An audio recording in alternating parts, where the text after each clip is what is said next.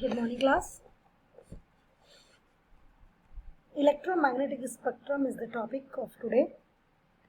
हम लोगों ने वेवलेंथ, फ्रीक्वेंसी, वेव नंबर, ये सारी की सारी जो टर्म्स एसोसिएटेड होती हैं वेव्स के साथ, उनकी स्टडी की. Now we will study about electromagnetic spectrum and radiations. What is a spectrum, ये मैं आपको पहले बता चुकी हूँ. दो तरह का स्पेक्ट्रम होता है, वो भी बता चुकी हूँ. आज हम उसके आगे का पार्ट शुरू करेंगे. So depending on their characteristics, electromagnetic radiations are of many types and constitute what is called as an electromagnetic spectrum. अभी मैं आपको एक फिगर दिखाती हूँ, उसमें you will see what is electromagnetic spectrum. The part of the spectrum that we can see is called visible spectrum and is a very small part of overall spectrum. तो मैं आपको overall spectrum पर ले चलती हूँ कि हमारा atomic structure क्या होता है, and then there you will see. वहाँ आप देखिएगा कि ओवरऑल स्पेक्ट्रम क्या है और हमारा जो विजिबल लाइट है that portion is very very small. So this is atomic structure.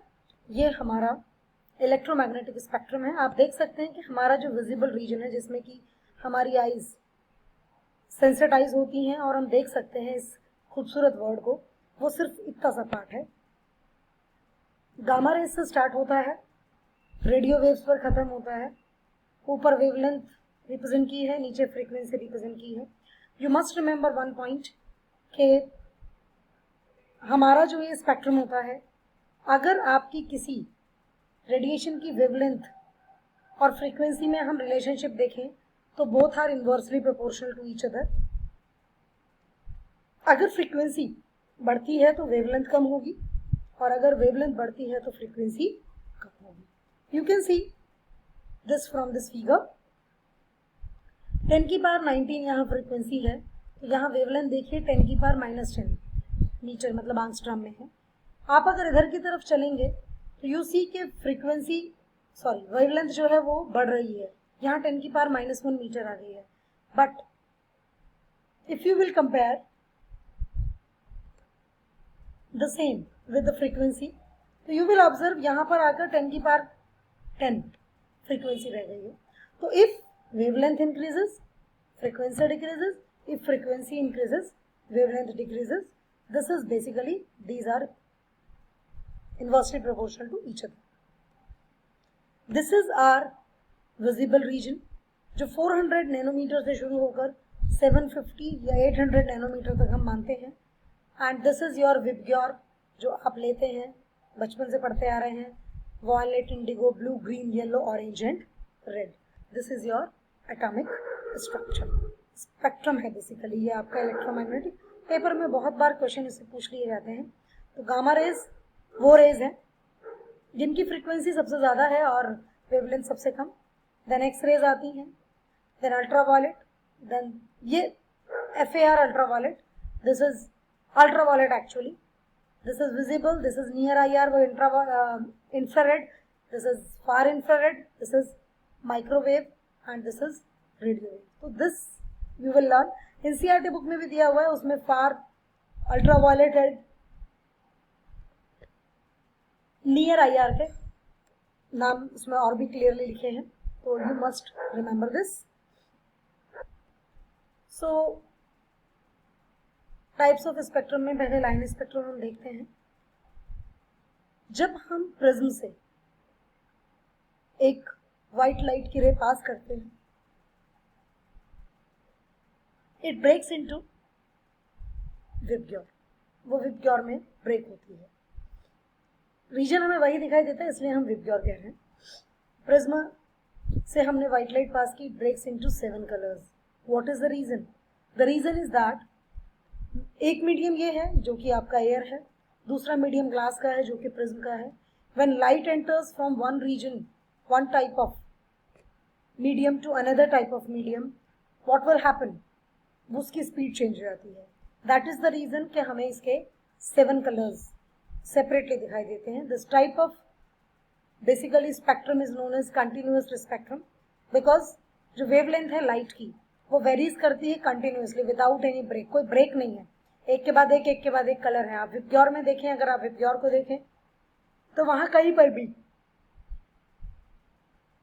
आपको कोई गैप नजर नहीं आती। वहां क्या आता है, आप सिंपली देखते हैं एक के बाद एक के बाद एक कलर दूसरे कलर में थोड़ा सा मर्ज है जहां पर उनकी ज्वाइनिंग हो रही है। This type of spectrum basically is known as continuous spectrum. ये एंड लाइन स्पेक्ट्रम क्यों कहा गया है इसको, क्योंकि हम इसको लाइन से भी रिप्रेजेंट कर सकते हैं एंड कंटिन्यूएशन में है, हम अलग अलग एरिया भी बांट सकते हैं, with the help of the lines हम डिवाइड कर सकते हैं, इसलिए हमने इसको लाइन स्पेक्ट्रम भी कहा है। Now I will discuss line spectrum of hydrogen atom. Atomic structure की अगर मैं बात करूं तो ये जो पार्ट है बेसिकली हम बच्चों को अपनी लैब में कराते हैं and very easy method to find out the qualitative analysis of salts. आप लोगों ने अब तक ये एक्सपेरिमेंट नहीं किया है, ये एक्सपेरिमेंट आपका 11th में शुरू होता है कि जो सॉल्ट है, जैसे कि आपका एक सॉल्ट है सोडियम क्लोराइड, सोडियम हाइड्रोक्साइड, तो उसमें हम फाइंड आउट करते हैं कैटायन एंड वन एनायन। तो वो जो हमारी एनालिसिस है बेटा, वो हम फ्लेम टेस्ट के थ्रू करते हैं। फ्लेम टेस्ट क्या है, हम कंपाउंड लेते हैं, उसको डायरेक्टली भी हम हीट कर सकते हैं स्पैचुला में रख के, अदरवाइज हम उसका एक सॉल्यूशन प्रिपेयर करते हैं और उस paste, basically not solution, basically paste, उसको हम अपने स्पैचुला पर लेकर हम उसको क्या कर देते हैं, अपना बर्नर ऑन करके उसको जलाने की कोशिश करते हैं। तो क्या होता है स्टूडेंट्स, वो डिफरेंट कलर देता है आपकी फ्लेम को, उससे भी हम पता लगा सकते हैं कि हमारा जो सॉल्ट है बेसिकली उसमें कौन सा कैटायन प्रेजेंट होगा।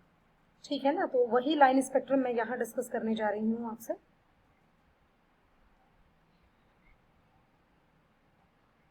When an electric discharge is passed through a discharge tube containing hydrogen gas at low pressure, it emits some light. जब आप एक डिस्चार्ज ट्यूब लेते हैं, उसमें हाइड्रोजन गैस फिल करते हैं और उसमें करंट पास करते हैं, तो कुछ लाइट प्रोड्यूस होती है।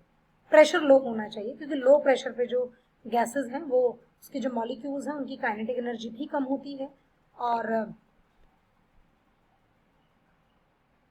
उनका मूवमेंट भी कम होता है थोड़ा। प्रेशर लो करने से गैसेस जो हैं वो गैसेस की तरह बिहेव करती हैं, लेकिन थोड़ा सा फर्क काइनेटिक एनर्जी पर आता है, ज़्यादा नहीं। Now when this light is pass through a prism, it splits up into a set of 5 lines. तो जब हमने इस लाइट को इस प्रिज्म से पास किया तो ये 5 लाइन्स में टूट गई and these are the wavelength, ये वेवलेंथ है उन लाइन्स की। This spectrum is called line spectrum of hydrogen. ये spectrum line hydrogen line spectrum है हाइड्रोजन का, और ये एक्सप्लेन किया था बामर ने, साइंटिस्ट थे, उन्होंने एक्सप्लेन किया था। ऑन केयरफुल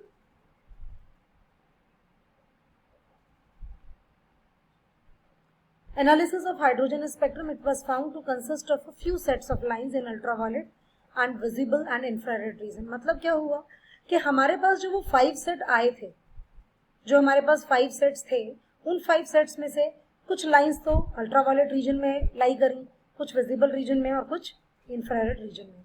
तो ये जो सेट्स था लाइन का, ये ऑब्जर्व किया अलग अलग साइंटिस्ट ने, and these spectral emission lines could be expressed in the formula this.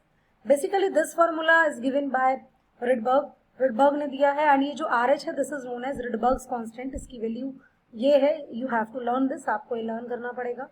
N1 और N2 जो है वो आपके क्या है, वो आपकी लाइंस है कि कौन सी लाइन से शुरू हुई आपका एमिशन, कौन से, मतलब एमिशन क्यों हो रहा है, क्योंकि जो इलेक्ट्रॉन्स हैं उस पर्टिकुलर एटम में प्रेजेंट वो एनर्जी ले रहे हैं जो लाइट हमने उस पर डाली है, and they reaches to next higher level. That is the reason. So this is what where N1 and N2 are positive integers. N1 normally N2 से N2 बड़ा होना चाहिए, N1 जो छोटा होना चाहिए। ये 5 सीरीज हैं जो हमें नजर आती हैं, Lyman, Balmer, Pachon, Bracht and Piffin. These are the series. N1 की वैल्यू Lyman के लिए 1 है, Balmer के लिए 2, Pachon के लिए 3, Bracht के लिए 4 एंड Piffin के लिए 5. मतलब दिस इज द लोएस्ट, ये N की मिनिमम है, मतलब यहाँ से स्टार्टिंग होगी, हायर किसी भी लेवल में वो जा सकते हैं. तो अगर आपका जो लाइमन है वो बेसिकली अल्ट्रावायलेट रीजन में पड़ती है, बामर आपकी विजिबल रीजन में होती है, पैशन, ब्रैकेट एंड पीफन ये तीनों की तीनों जो आपकी रीजन है स्पेक्ट्रम के वो सब लाई करते हैं आपके इंफ्रारेड रीजन में. बदबू कितनी आ रही है? So this is the numerical based on that particular formula, that is Rydberg's constant पे ये formula numerical दिया है मैंने आपको. लाइन स्पेक्ट्रम है हाइड्रोजन का, explained by Bohr's model which is discussed in section 2.5. तो calculate the wavelength of बामर series. बामर line, बामर line के लिए N1 की वैल्यू क्या है, लाइमन के बाद बामर आती है तो N1 की वैल्यू 2 है एंड N2 के लिए उसने दिया है 3. ये वैल्यू पुट कीजिए and you get your answer. So this is the answer of your question. So this is for today. आज के लिए इतना ही. Thank you and have a good day.